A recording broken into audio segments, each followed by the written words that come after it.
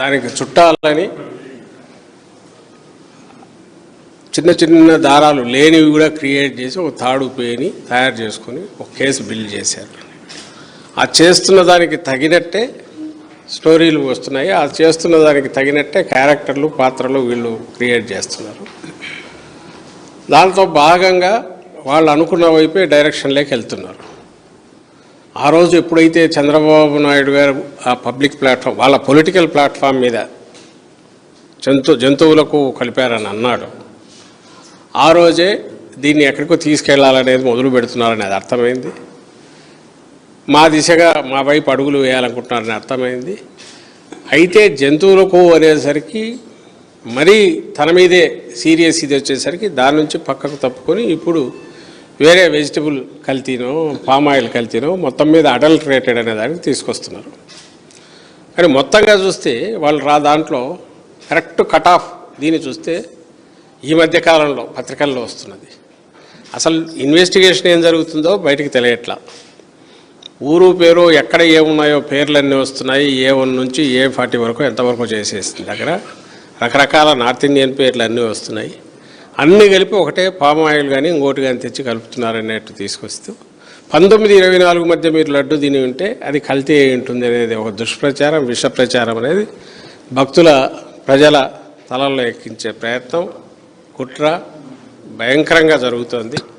ఆ ప్రాసెస్లో ఆ రోజు ఆయన జంతువులు కోవన్నప్పుడు ఎట్లా హర్ట్ చేస్తూ వచ్చాడో ఈ రోజు కూడా ఇంకా దాన్ని పెంచుతూ పర్పెచ్యుయేట్ చేస్తూ వచ్చినాడు. For the narrow reason political వెండేటాతో వైఎస్ఆర్సీపీని ఇరికించడానికి, ఫర్ ది నారో రీజన్ ఒక తనకు చెప్పడానికి 18 నెలల కాలంలో నేను పాలన చేశాను చెప్పుకోవడానికి కానీ చెప్పడానికి కానీ ఒక ఘనకార్యం కానీ ఒక మంచి స్కీమ్ కానీ ఏది లేకపోవడం, ప్లస్ చెప్పినవన్నీ ఇచ్చిన అబద్ధ హామీలన్నీ గాలిలో తుంగలో తొక్కేసి ఆ రోజే మోసం చేయడం, వీటి నుంచి తప్పించుకోవడానికి ఈ వైపు టార్గెట్ వైఎస్ఆర్సీపీ.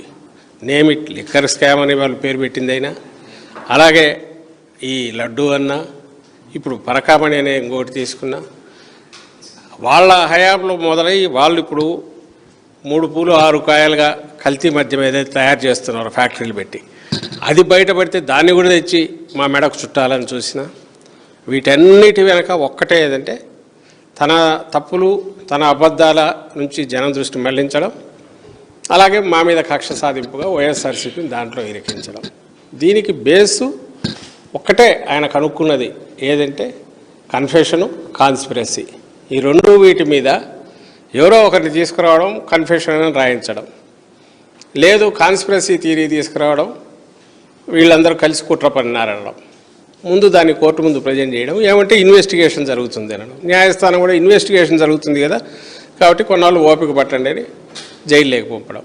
సో ఆయన ఒక దెబ్బకు 2 పిట్టలు అన్నట్టు తను మా మీద కక్ష సాధింపు తీర్చుకుంటున్నారు, ఇంకోవైపు తన మోసాలు అబద్ధాలు చెప్పినవి వాటిని కప్పిపుచ్చుకోవడానికి ప్రయత్నం చేస్తున్నారు, ఇంకోటి ప్రజల్లో విష ప్రచారము అవి బాగా విపరీతంగా చేస్తున్నారు. అందులో భాగంగానే లడ్డూది కూడా జరుగుతుంది. పరకామణిది కీలక నేతలు ఇద్దరు వైవి సుబ్బారెడ్డి లేదంటే బొమ్మన్ గారు నగర్ ఇద్దరు అరెస్ట్ చేస్తారనే ప్రచారం కూడా జరుగుతుంది. అదే వీటన్నిటికీ ఆయన చేసుకున్న టార్గెట్ అది పెట్టుకున్నాక ఆ వైపు అడుగులు వేయడము, దాని వైపు ఎట్లా పోతున్నాడో చూస్తున్నా. దీనికి సంబంధించి ఇప్పుడు ఆయన పెట్టుకున్న లాయర్ ఎవరైతే ఢిల్లీ లాయర్ ఉన్నాడో, చంద్రబాబు కేసు ఆ రోజు వాదించిన లాయరే ఈరోజు ఆయనకు వేరే అసైన్మెంటే లేదు. పెట్టిన కేసులన్నీ వైఎస్ఆర్సీపీ మీద పెట్టినవి. దాదాపు 10 కోట్ల దాకా 9-8 కోట్లు ఎంతో ఇప్పటికీ ఫీజులు కూడా చెల్లించినారు గవర్నమెంట్ నుంచి. ఆయన వేరే వాటికి ఏదైనా కన్స్ట్రక్టర్ పెట్టుకున్నా దీనికి మాత్రం ఉంటుంది, వాటికి చెల్లిస్తున్నాడు. నేను చెప్పిన టార్గెట్ పెట్టుకొని ఆ టార్గెట్కి తగినట్టు కథ అల్లుతున్నాడు. మీడియాలో ఆ ప్రచారం జరుగుతుంది, కోర్టులో ఇన్వెస్టిగేషన్ జరుగుతుంది, కొన్ని రోజులు ఓపిక పట్టండి అంటున్నాడు. కానీ ఈ రోజుకు నేను అడుగుతున్నా, లిక్కర్ స్కామ్ అన్నాను ఇప్పటికీ ఏమన్నా తేలిందా ఇందులో కానీ లడ్డు దాంట్లో కానీ? లడ్డూది అడుగుతాను, హౌ కెన్ యూ డిఫరెన్షియేట్ 2024 అని మధ్య పీరియడ్ 2019-2024 అని ఎట్లా తీస్తారు? 2019 మే 30th వరకు ఉండింది ఎవరు? చంద్రబాబు నాయుడు. మే 30th నుంచి మొన్న జూన్ 12th మళ్ళీ ఆయన టేకప్ చేసి దీని వరకు జగన్మోహన్ రెడ్డి గారు. 2019 నుంచి. టీటీడీ బోర్డు ఏమో కంటిన్యూస్ నడుస్తున్నది.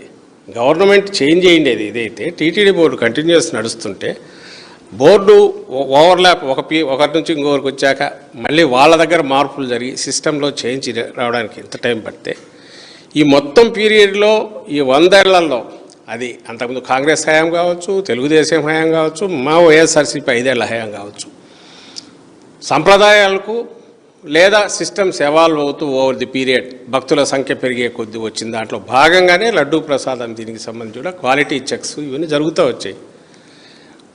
ఆ చెక్స్ క్వాలిటీ చెక్స్లో ఇంప్రూవ్మెంట్ ఉందా, ఏమైనా సడలించినారా అంటే వైఎస్ఆర్సీపీ హయాంలో ఇంప్రూవ్ చేశారు. నువ్వు కంపేర్ చేస్తే ఏం చేయాలి? 19-24 మధ్యకు సంబంధించి ఈ క్వాలిటీ చెకింగ్ సిస్టమ్స్లో ఏమైనా మార్పులు వచ్చినాయా? ముందు ట్యాంకర్లు ముందు వచ్చిన సరుకు రిజెక్ట్ అయిన సందర్భాలు ఉన్నాయి, మా హయాంలో రిజెక్ట్ అయిన సందర్భాలు ఉన్నాయి. అలాగే వాళ్ళు ఏదైతే బేస్ తీసుకున్నారో 320 రూపాయలు, how is it possible viability అని, మరి నీ హయాంలో 270 రూపాయలు 280 రూపాయలు నువ్వు తీసుకున్నావుగా. మరి కంపెనీలు 80-90% ఇవే కంపెనీలే కదా, ఆ రోజు ఇవే కంపెనీలు, ఇప్పుడు ఇవే కంపెనీలు. మరి సిట్ అనేది ఏర్పాటైతే దాని టర్మ్స్ ఆఫ్ రెఫరెన్స్ ఏంటో ఎవరికి తెలియట్లా. సుప్రీంకోర్టు ఆ రోజు చెప్పింది బ్యాలెన్స్డ్గా నిష్పక్షపాతంగా చేయండి, సిబిఐ ఆధ్వర్యం, సిబిఐ 2 ఉంటారు, స్టేట్ 2 ఉంటారు, చేయండి అంటే టర్మ్స్ ఆఫ్ రెఫరెన్స్ పెడితే ఏం పెట్టాలి? అసలు క్వాలిటీ అడల్టరేషన్కు స్కోప్ ఎక్కడుంది, ఉంటే చెక్ చేసే సిస్టమ్ ఉందా లేదా, అది సరిగా పనిచేయలేదా, అంతకుముందు ఎట్లుంది, ఇప్పుడు ఎట్లుంది, ఏది అసలు లేనే లేదుగా. అవేమీ లేకుండా 19-24 మధ్య 2019-2024 మధ్య 20 కోట్ల లడ్ల దాకా అడల్టరేటెడ్. వాళ్ళ నాయకుడు చంద్రబాబు నాయుడు ఏమో జంతువులు కొవ్వనేస్తాడు. ఆ తర్వాత దాని మీద మరీ సీరియస్ సుప్రీంకోర్టు కూడా ఇంత ఇర్రెస్పాన్సిబుల్గా ఎట్లా మాట్లాడతారు సరికి వెనక్కు తగ్గి ఇప్పుడేమో ఇది తీసుకొస్తారు. అసలు నెయ్యే లేదంటారు, లేదా కొంచెం నెయ్యి ఉంది మిగిలిందంతా పామాయిల్ ఇది కలిపినారంటారు. ఇది ఇర్రెస్పాన్సిబిలిటీ పీక్. అసలు దానికి సంబంధించి మిగిలినవన్నీ నువ్వు ఏ బేసిస్ మీద ఉన్నాయంటే దానికి సమాధానం లేదు. పోనీ ఈ కంపెనీలు ఆకాశంలో చూపిపడినాయి, నీ హయాంలో కూడా ఉన్నాయంటే దానికి సమాధానం లేదు. పోనీ రేట్లకు సంబంధించి అంతకుముందు ఏమైనా నువ్వు 1000 రూపాయలు 2000కి తీసుకుంటున్నావా, ఇప్పుడు 300 అనేది వైబిలిటీ కాదనడానికి దానికి సమాధానం లేదు. ఇదే 319 కాకుండా ఒకవేళ 700కి చేసింటే ఒకేసారి ఇంత పెంచినారు కాబట్టి ఎంత కమిషన్ దాన్ని కూడా నిండొచ్చు. అంటే ఏదన్నా యాపిల్ టు యాపిల్ కంపేర్ చేయడమో ప్రాతిపదిక పెట్టుకొని చేయడమో జరగాలి. పరకామణి కేసులో 75,000 రూపాయల డాలర్లు రవికుమార్ అనే వ్యక్తి పట్టుబడిన వ్యక్తి వాటితో పట్టుబడినాడు. దానికి సంబంధించి లోక్ అదాలత్లో కాంప్రమైజ్ అయ్యి కేసు వెనక్కు తీసుకునేందుకు బదులుగా 14 కోట్ల పైగా రూపాయల విలువ గల ఆస్తులు టీటీడీకి ఇచ్చాడనేది ఈరోజు కేసు.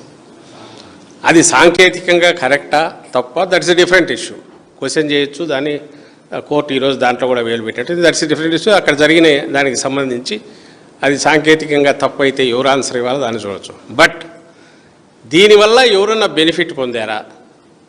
దానికి సింపుల్ ఒకటే, ఏది ఎవరి పేరు మీదన్నా రవికుమార్ అనే అతను కానీ ఆ వ్యక్తి ఎవరైతే ఈ పరకామణిలో చోరీ చేస్తూ పట్టుకుపడ్డాడని ఆయన కుటుంబ సభ్యుల పేర్ల మీద ఉన్న ఆస్తులు ఎవరికైనా వైఎస్ఆర్సీపీకి సంబంధించిన వాళ్ళకి కానీ అప్పుడు టీటీడీతో సంబంధం ఉండేవాళ్ళు కానీ వాళ్ళ కుటుంబ సభ్యులకు కానీ ఇంకోరికి కానీ రిజిస్టర్ అయ్యాయా ఆ పీరియడ్లో చూస్తే ఫస్ట్ తెలుస్తుంది మోటివ్. బెనిఫిషియరీ వాళ్ళకి బెనిఫిట్ వచ్చింది కాబట్టి చేసింటారనుకోవడానికి.